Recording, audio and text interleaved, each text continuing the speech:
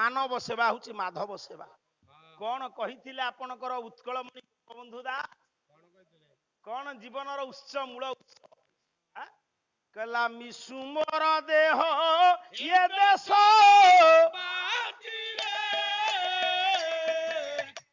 ଦେଶବାସୀ ଜାଲି ଯାତୁ ଦେଶବାସୀ ଜାଲି ଯାତୁ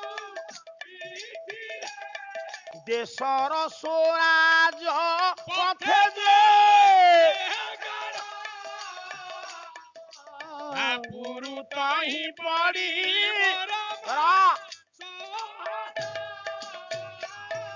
ମଉସା ଇଏ ଏତେ ଓଡିଶାରେ କେତେ ରାଜ ରାସ୍ତା, କେତେ ଗାଉଁଲି ରାସ୍ତା, ଗୋପବନ୍ଧୁଙ୍କ ଠି କେତେ ମାଉଁସ ହାଡ ଥିଲା ଯେ ସବୁ ଯାକ ଖାଲ ଖମାରେ ପୂର୍ଣ୍ଣ